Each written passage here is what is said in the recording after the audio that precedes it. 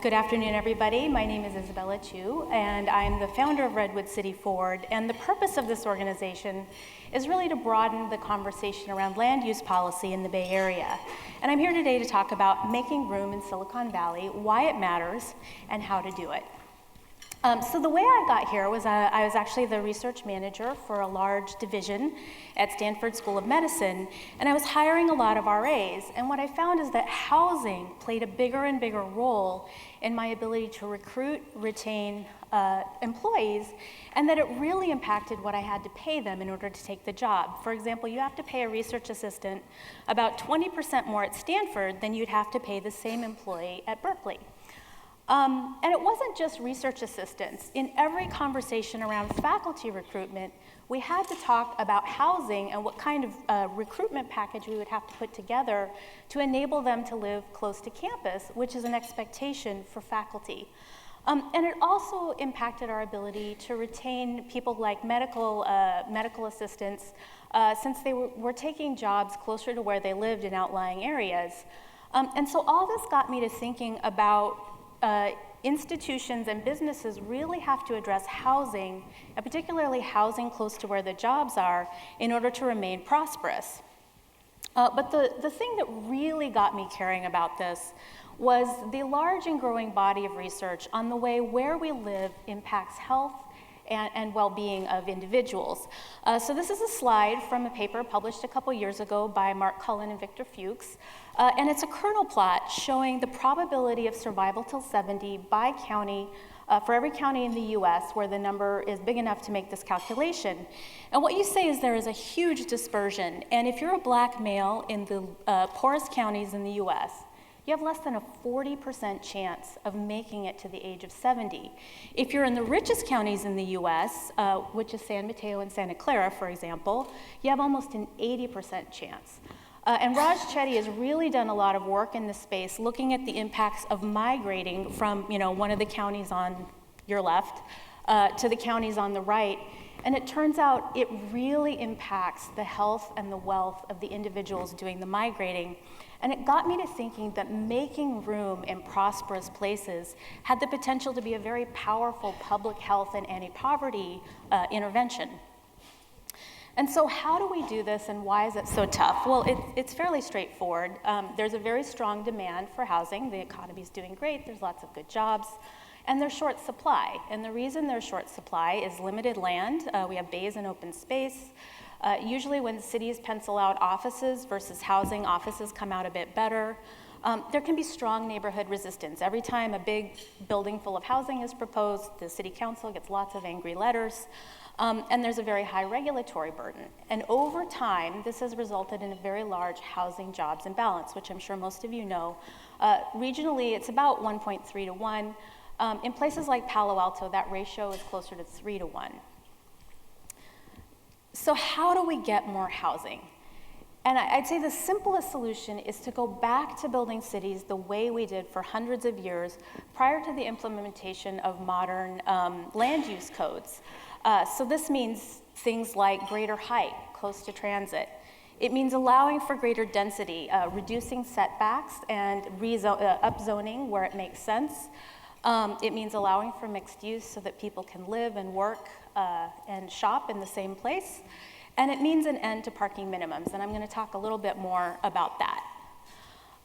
So this really illustrates the difference between human-centered city planning and car-centered city planning. So the picture on the upper left is downtown Mountain View. You see it's very compact, it's very walkable, it's very inviting. There are businesses along the street, and then you've got offices and residences kind of above in the back. And on the right is car-centered design. So you see a giant parking lot, and the business is way far back. This is not somewhere you would ever want to really walk to. And then the same thing happened to residential design. You see, garage-scape with housing in the back, whereas on the right, you see the building all the way up to the sidewalk, so very little setback, and you can pack a lot of housing, and I would say very inviting and good-looking housing, in a small space. And the way I really started thinking about the car-centric nature of modern planning was that I keep my bikes in our garage. It's pretty much empty. I just have 2 bikes in there. And I thought, oh, I can put them in a shed or something and convert our little garage to an apartment for 2 people. And this is a model of what that could look like. But when I looked into it, I found out this is actually illegal. This is the minimum parking requirement for Redwood City, which is actually one of the most progressive cities on the peninsula with regard to housing policy. And for my little 2-bedroom, 1-bathroom tract house, I both have to have a 20-foot setback in front, which allows 1 to 2 cars, and I have to provide a 2-car garage. And if you think about it, this is a housing guarantee for cars. And in the most brutal housing market in the country, there's no law or mandate that says I have to provide an apartment for my aging parents. There's no law that says you have to provide a bedroom for your kid. And if you want to convert that housing for cars to housing for people, you're prohibited from doing so. So I thought, this is nuts. I wonder if anyone's actually looked into it. And as it turns out, it's one of the most studied and well-understood policies. There's a flotilla of studies on this, and pretty much every economist that's looked at it thinks it's a bad idea to have parking minimums.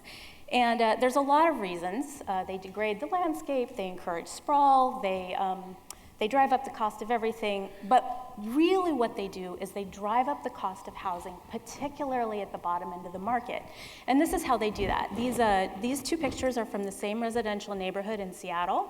And you can see the building on the right. It's an old-time building, and it's built right up to the curb, and they've got about 4 stories of housing there.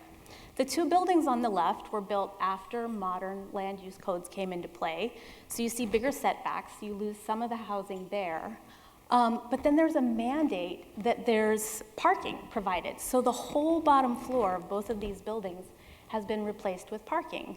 So not only have we lost housing, but now the builder has to get the same amount of money out of fewer units, so that drives up the cost. And I would argue probably makes it more expensive to build high quality housing, again, because you have to get more money from fewer units. So what do I propose? To remove parking minimums and let the market decide the right amount and the right price for parking.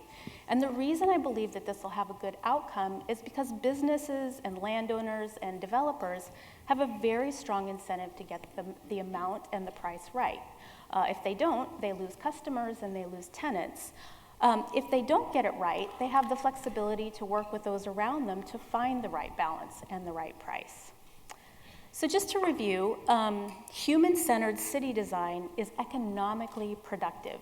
Free parking does not generate revenue, and it displaces people and businesses. Good human-centered design makes room for more people close to jobs, thereby reducing commute time, which both contributes to retention of employees and also improves public health, but I don't have time to get into that. It's hospitable to people, it's walkable, and I would add, it's beautiful. So in conclusion, human-centered design and people make cities interesting, they make cities economically productive, and if we make room close to where the jobs are, our cities will continue to thrive. Thank you.